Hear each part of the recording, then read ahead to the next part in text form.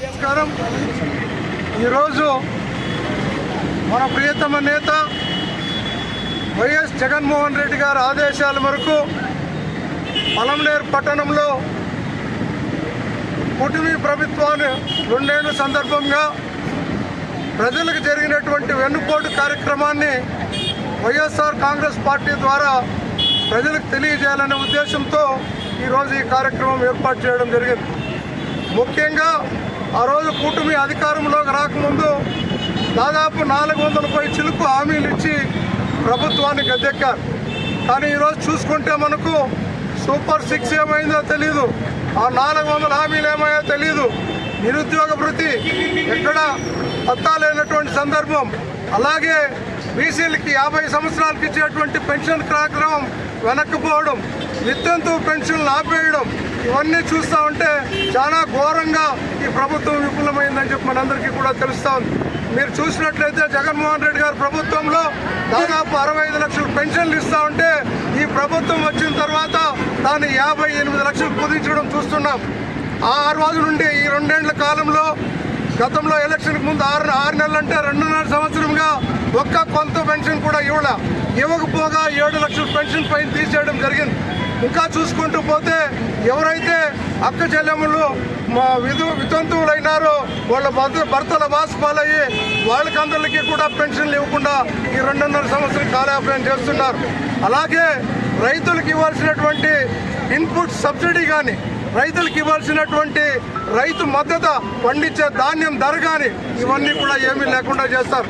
గతంలో జగన్మోహన్ రెడ్డి గారు ఇన్సూరెన్స్ పూర్తి రైతు కట్టేవాడు. ఈరోజు రైతును ఆదుకునే దిక్కు లేకుండా పోయింది ప్రభుత్వంలో.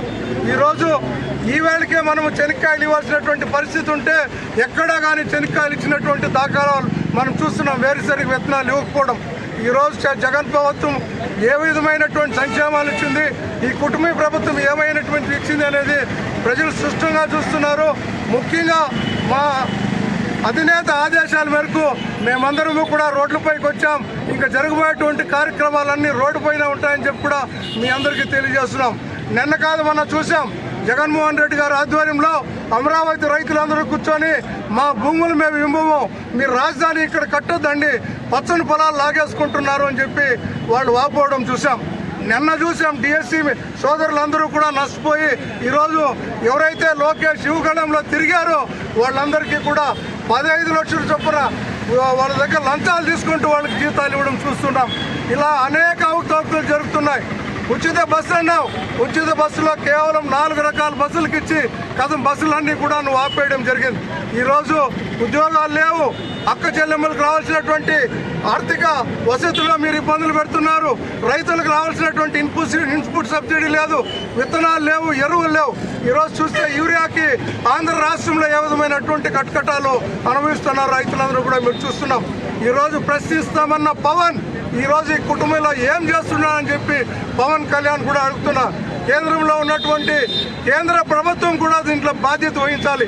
ఈరోజు మేము 5 ఏళ్ల కాలంలో 3 లక్షల కోట్లు అప్పు చేస్తే ఈ 2 ఏళ్ల కాలంలో 3,47,000 కోట్లు అప్పు చేసి ఈ అమౌంట్ అంతా ఏం చేశావు చంద్రబాబు అని చెప్పి సూటిగా అడుగుతున్నారు. నువ్వు ఒక రాజధాని అమరావతిని అభివృద్ధి చేస్తావా? 4 దిక్కులు అమరావతి చేయాల్సినటువంటి పని లేదా? ఈరోజు ఇండస్ట్రీ ఏమైంది? కుప్పంలో నువ్వు పెడతామన్నటువంటి 7 ఇండస్ట్రీలు ఏమయ్యాయి? కుప్పంకి రావాల్సినటువంటి వనరులన్నీ ఏమయ్యాయి? ఈరోజు కుప్పంలో తాగునీళ్లకు రోడ్డు మీద నువ్వు ముఖ్యమంత్రిగా ఉన్నటువంటి కాన్స్టిట్యున్సీలో తాగునీళ్ళు లేకపోవడం చాలా దారుణం. 9 పంచాయతీల్లో ట్యాంకర్లు పెట్టి నీళ్లు తోలుతూ ఉంటారంటే ముఖ్యమంత్రిగా చంద్రబాబు వైఫల్యం చెందాడా లేదా అనేది సూటిగా అడుగుతున్నా. ఇకపోతే పంచాయతీరాజ్ వ్యవస్థలో దాదాపు కేంద్రం రిలీజ్ చేసినటువంటి 1,350 కోట్లు సంవత్సరంగా రిలీజ్ చేయకుండా ఈ రాష్ట్ర ప్రభుత్వం తొక్కిపెట్టి స్థానిక సంస్థలకు అన్యాయం చేసిందని కూడా మీ అందరి ద్వారా తెలియజేస్తున్నా. ఈరోజు ఒక రకంగా సర్పంచ్లకు ఇవ్వాల్సినటువంటి బాకీలు ఇవ్వకుండా బిల్లులన్నీ తొక్కిపెట్టారు. జిల్లా పరిషత్ రావాల్సిన అమౌంట్లు తొక్కిపెట్టారు. మండల ప్రజా పరిషత్కు రావాల్సిన అమౌంట్లు తొక్కిపెట్టారు. బాకీలు ఎక్కడ ఇవ్వకుండా బిల్లులు కూడా నిలుపుదల చేశారు. ఈరోజు ఏవైనా బిల్లులు ఎంబుక్ రికార్డ్ అయితే ఆ అమౌంట్ వచ్చి ట్రెజరీలో కూర్చొని ట్రెజరీ వాళ్ళు మాకు ఇంకా ఆర్డర్స్ లేవు, రాష్ట్ర ప్రభుత్వం ఇస్తే కానీ మేము ఇవ్వలేమని చెప్పేటువంటి పరిస్థితి చూస్తున్నాం. మీరు ఊరికి ఒక బెల్ట్ షాప్ పెట్టారు, ఊరూరా దోచుకుంటున్నారు. ఈరోజు మద్య నిషేధం చేసినటువంటి రామారావు ఆత్మ ఘోషిస్తూ ఉంటుంది చంద్రబాబును కూడా మీ అందరికీ తెలియజేస్తున్నాను. ఏ గ్రామంలో చూసినా ఏ గ్రామంలో చూసినా మద్యం ఏర్లై పడుతూ ఉంది.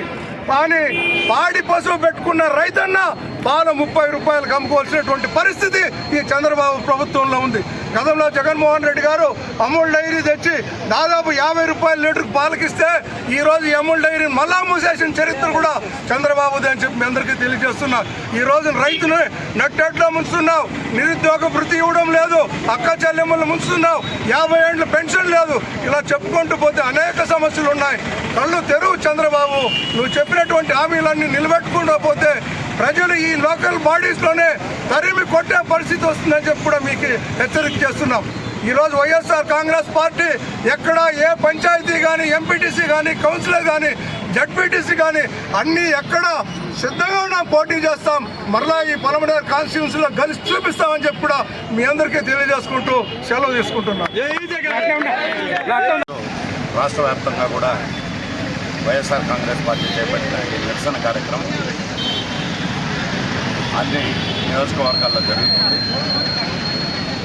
ఇది ఈ 10 రోజుల్లో కూడా 4వ తారీఖు ఈరోజు శాంతియుతంగా నిరసన తెలపడం, అదేవిధంగా 8, 9వ తారీఖుల్లో ఏదైనా ఒక రోజు ప్రజా సంఘాలు కానీ రైతులతో కూడా ఒక రౌండ్ టేబుల్ సమావేశంలాగా ఇండోర్లో ఒక సమావేశం ఏర్పరిచి ప్రజలకు జరుగుతున్న అన్యాయాన్ని వివరించడం, చివరిగా ముగింపుకు 12వ తారీఖు పలమనేరు నియోజకవర్గంలో అన్ని మండలాల నుంచి వైఎస్ఆర్ కాంగ్రెస్ పార్టీ నాయకులు కానీ అదేవిధంగా ప్రజలు, రైతులు, మహిళలు, విద్యార్థులు అందరూ కూడా మరి ఈ 2 ఏళ్ల కూటమి పాలన వైఫల్యానికి నిరసనగా మరి అందరూ కూడా ర్యాలీ చేసి ముఖ్య ఉద్దేశం గడిచిన 2 ఏళ్లలో ప్రజలు ఏ విధంగా మోసపోయారు, వాళ్ళు చెప్పినటువంటి హామీలు ఏది కూడా పూర్తిగా నెరవేర్చకుండా ప్రజలు ఏ విధంగా మోసం చేశారనే విషయాన్ని ప్రజలకు వివరించడానికి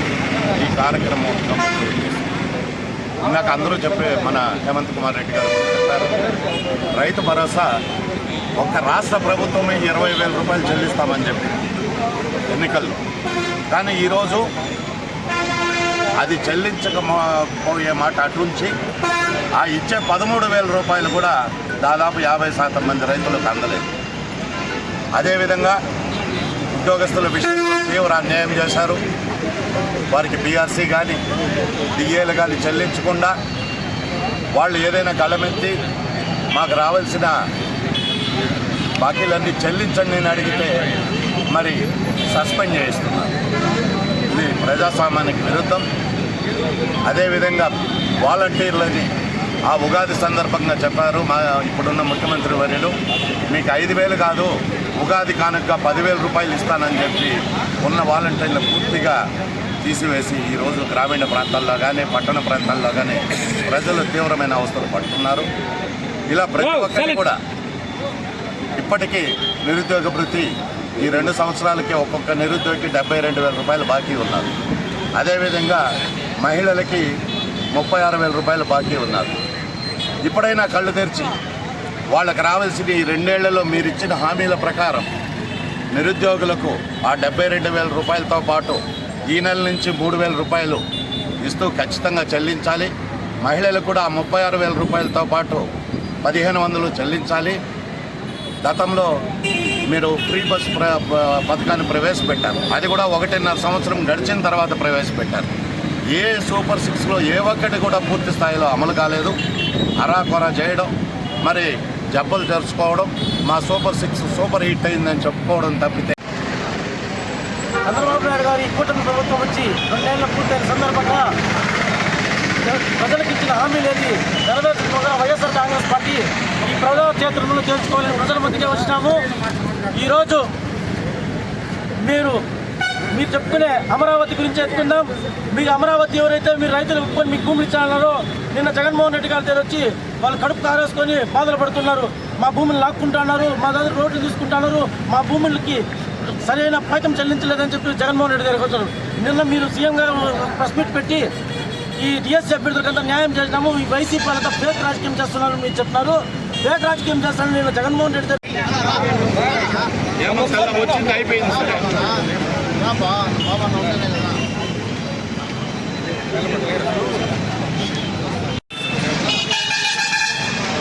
జై జగన్, జగన్మోహన్ రెడ్డి గారి నాయకత్వం, జగన్మోహన్ రెడ్డి గారి నాయకత్వం.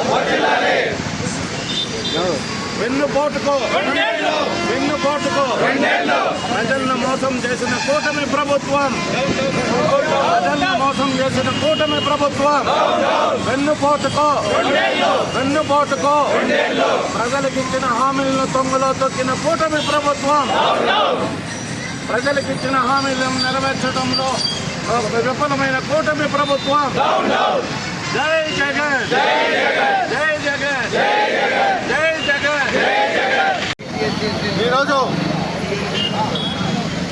పాలమనేరు నియోజకవర్గ సమన్వయకర్త డాక్టర్ ఎన్ వెంకటేగౌడ గారి ఆదేశాల మేరకు ఈరోజు వెన్నుపోటుకు 2 సంవత్సరాలు అనే కార్యక్రమం ఈరోజు వైఎస్ఆర్ కాంగ్రెస్ పార్టీ ప్రతి మండలంలోనూ వాడవాడలా జరుపుకుంటున్నారు. ఈరోజు ఈ కార్యక్రమం యొక్క ముఖ్య ఉద్దేశం ఏమనగా ఆ రోజు 2024వ సంవత్సరం మేనిఫెస్టో తయారు చేసినప్పుడు మన మాజీ ముఖ్యమంత్రి కూటమి ప్రభుత్వం ఈ పథకము మేము చేయగలము చేయలేము అని కూడా 14 సంవత్సరాల ముఖ్యమంత్రిగా అనుభవం ఉన్నటువంటి ఒక ప్రజెంట్ సీఎం చంద్రబాబు నాయుడు గారు ఆ రోజు ఉచిత పథకాలు అందరికీ ఇస్తామని చెప్పాడు.